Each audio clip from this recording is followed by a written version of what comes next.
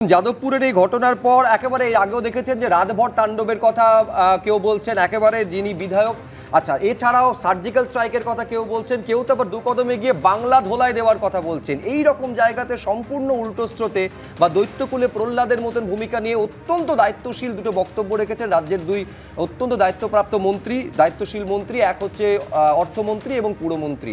তারা শুধু ঘটনার নিন্দা করছেন না, যে এই ধরনের ঘটনা রাজনীতি, শিক্ষাঙ্গনকে রাজনীতির বাইরে রাখা উচিত বলে দ্ব্যর্থহীন ভাষায় তারা এই কথা বলছেন। পাশাপাশি এটাও সমীরদা বলতে হবে যে এই সর্বরী মুখোপাধ্যায়, তাকে আমরা এই আলোচনার পরবর্তী পর্যায়ে দেখাবো। দুটো কলেজের পরিচালন সমিতির শীর্ষে রাখা হয়েছে সর্বরী মুখোপাধ্যায়কে, যার মন্তব্যকে ঘিরে এত বিতর্ক।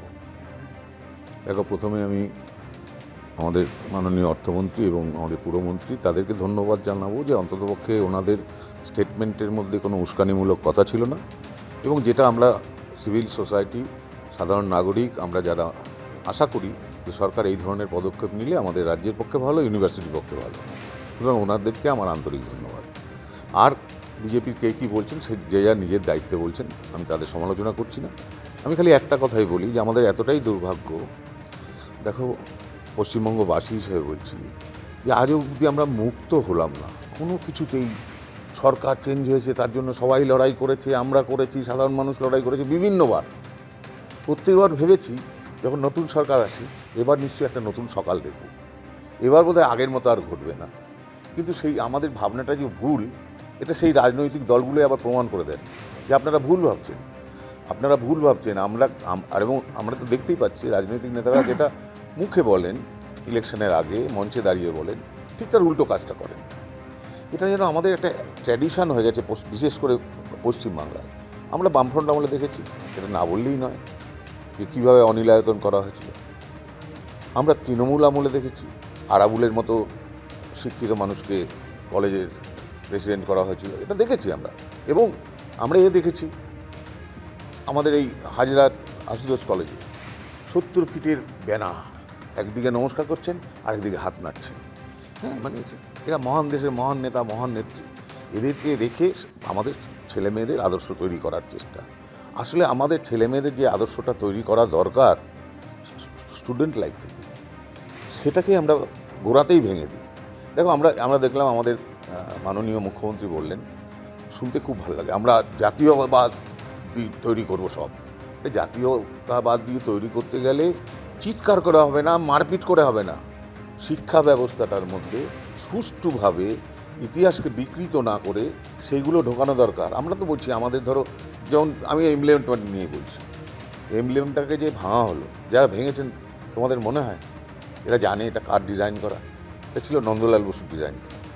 যারাই ভাঙো তাদের কোনো আইডিয়াই নেই যে এটা কি জিনিস, এটার কি মূল্য। তার কারণটা হলো, মূল্য যদি জানতো সমীরদা, এই ছবিটা আমাদের দেখতে হয় এমব্লেমের ওপর পা দিয়ে দাঁড়িয়ে, আমি ছবিটা আরেকবার চালাতে বলবো, এমব্লেমের ওপর পা দিয়ে দাঁড়িয়ে যারা উঠছে, এরা বোঝে এই যাদবপুর বিশ্ববিদ্যালয়ের এই প্রতীকের কি অর্থ রয়েছে, কি ঐতিহ্য এর সঙ্গে জড়িয়ে রয়েছে? না, এটা বোঝে না। কেন বোঝে না এটাকে বুঝতে হবে। যে আমাদের শিক্ষা ব্যবস্থাতে দেখো, আমরা এমন একটা অদ্ভুত রাজ্যে বাস করি, আর্ট কলেজ রয়েছে 5 থেকে 6টা মিনিমাম, ভালো আর্ট কলেজ, তাছাড়া তো প্রাইভেট রয়েছে। কিন্তু আমাদের বেসিক এডুকেশানে প্রাইমারি লেভেল থেকে হায়ার সেকেন্ডারি অবধি কোনো আর্ট এডুকেশান নেই। তো একটা বাচ্চা তখনই শিখতে শুরু করে যখন ওকে একদম প্রাইমারি লেভেল থেকে শিক্ষা দেওয়া হয়। আমি বিদেশে প্রচুর মিউজিয়ামে দেখেছি, স্কুল থেকে সমস্ত স্টুডেন্টদের নিয়ে আসা হচ্ছে, ছবি দেখানো, পেন্টিং দেখানো হচ্ছে, ভাস্কর্য দেখানো হচ্ছে। আমাদের এখানে এটা আমরা ভাবতে পারবো, কারণ আমাদের ওই শিক্ষাটা দেওয়াই হয় না। সুতরাং এই এমব্লেম যারা ভেঙেছে, আমি তাদের দোষ দিচ্ছি না, আমি গোটা পাঠ্য ব্যবস্থাটাকে দোষী করছি যে ওইটা আমাদের নেই। কী করে তারা চিনবেন? প্রথম কথা, যারা এসেছিলেন অধিকাংশ, দেখো তুমি যদি হিসেব করে দেখো, অধিকাংশই কোনো কলেজে গেছে কিনা আমার তাই সন্দেহ। অ্যাটিটিউড দেখে আমার যা মনে হলো, কোনো কলেজে যদি তার কলেজে, যেমন ধরো আমি আর্ট কলেজ, গভর্নমেন্ট আর্ট কলেজে পড়েছি, আমার দ্বারা সম্ভব কোনো আর্ট কলেজে গিয়ে এই ধরনের ভাঙচুর করা সম্ভব না। কেন? আমার শিক্ষাটা আমি যেটা পেয়েছি তাতে এইটুকু আমি বুঝেছি, এইগুলো আমাদের পীঠস্থান। যে কোনো স্টুডেন্টের পক্ষে, যারা হয়তো পাস করেও গেছে, তাদের কাছে এটা পীঠস্থান। আবার উল্টো দিকে বলছি, যারা দেশদ্রোহিতার কথা বলছেন বা কিছু লোক তাদেরকে দেশদ্রোহী সাজিয়েও দিচ্ছেন, এটাও আংশিক সত্য। যে শুনুন, সরকারের এগেনস্টে একটা কথা বলা মানে আমি দেশদ্রোহী হয়ে গেলাম, এটা আমাকে বিশ্বাস করতে হবে, তাহলে তো কোনো সমালোচনাই চলবে না। একটা গণতান্ত্রিক পরিকাঠামোতে কেন সমালোচনা থাকবে না? কেন সমালোচনা করলে তাকে দেশদ্রোহী দাগিয়ে দেওয়া হবে? কেন তাকে রাস্তার একটা লোক দেখলে ভাববে এই লোকটা দেশদ্রোহী, কেন আমাদের অমুক মিনিস্টার বলেছে? এটা তো ঠিক নয়, এটা ঠিক সঠিক পথ নয়। বরঞ্চ সরকারের উচিত যে একদম ছোট বয়স থেকে যাদের ছেলেমেয়েরা সঠিক শিক্ষা পান, স্কুল কলেজকে যেন তারা সম্মান করতে শেখে, প্রফেসরদের সম্মান করতে শেখে। আজ অবধি আমাদের প্রফেসরের সাথে যখন দেখা হয় সবার সামনে পা ধরে নমস্কার করি। কেন? এটাকে আমার মাস্টারমশাই এখনও আমাকে মারবে না, এটা আমার শিক্ষা। এই শিক্ষাটাই আমাদের অভাব হচ্ছে। এই শিক্ষাটাকে তিনটে সরকার, আগের দুটো সরকার, এই সরকার কি করবেন? এটা এই যে সকালবেলা যেটা দেখছি, morning shows the days, this is not a good, মানে আমি বলবো ফিউচার।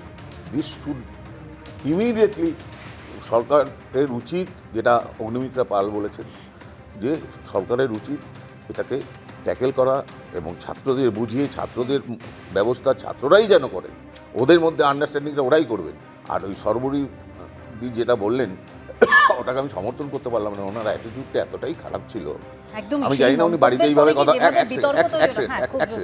যে উনি কি বাড়িতে এইভাবে কথা বলেন কিনা আমি জানি না, নাকি উনি ওনার ক্ষমতা দেখানোর জন্য ওনার যারা ভলেন্টিয়ার বা ক্যাডার্স তাদেরকে উজ্জীবিত করার জন্য এটা বললেন। হুমকির পর যে কি পরিস্থিতি তৈরি হয়েছে যাদবপুরে ক্যাম্পাসের ভেতরে, আমরা একেবারে ছবি দেখেছি। পুলিশের কাছে অভিযোগ দায়ের হয়েছে, তারপরে এফআইআরও রুজু হয়েছে।